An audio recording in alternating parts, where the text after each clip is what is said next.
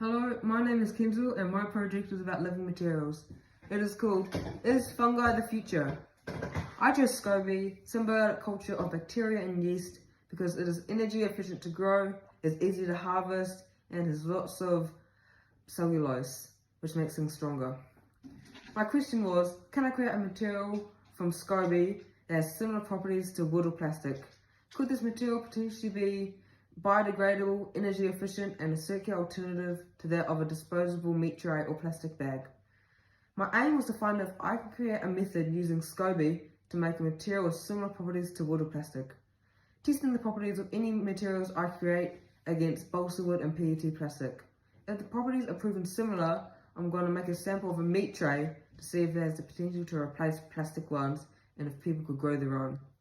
My hypothesis is that I believe I'll be able to create a composition of scoby which will have some useful properties in this initial investigation but will have slightly inferior properties to that of wood and plastic. I think I may be able to make and test a meat tray made of this living material, but I think it may disintegrate after having a long time with the meat. If we use fungi as a renewable material, it can be an alternative to chopping down trees or using plastic. People can potentially grow their own materials for things like meat trays, and it can also be grown in supermarkets or at home. Then split my methodology into 3 parts: creating the composition, materials testing, and creating a sample meat tray. For my composition, I was working on the first time creating a strong and durable living material. I then created a thicker sample and then also apply using flour and water as a glue. For the materials testing, I submerged a sample of my living material in water for 3 days, and then once dried it lost 17% of its original strength. I then put another sample in the freezer and lost none of its original strength. Then for the tensile strengths, I created a tensile strengths meter using an electronic scale, a clamp and a camera, and I measured the tensile strengths of all my materials and then compared them.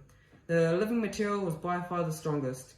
Then, now knowing that my living material was strong, I decided to create a sample meat tray.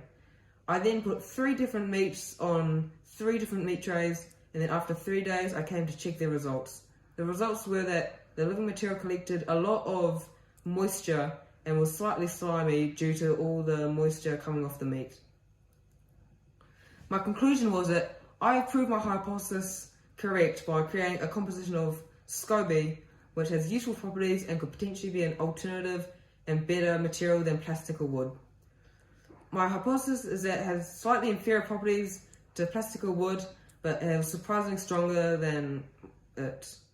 The material can stay underwater for long periods of time and can withstand cold temperatures.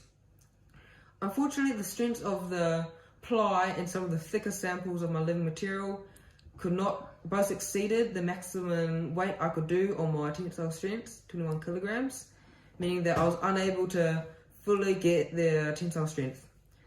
The living material could potentially be used for meat trays because it is stronger than plastic and it can absorb liquid and not disintegrate when left with meat for 3 days. It could also be potentially grown in supermarkets or at home, saving energy. To take this further, it will require food safety testing and also changing its visuals.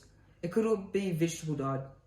To develop further, I could also compare growing the scoby in thin sheets ready for trays versus the method of blending. You can also trial different ratios of yeast and bacteria to get more cellulose, making it even stronger.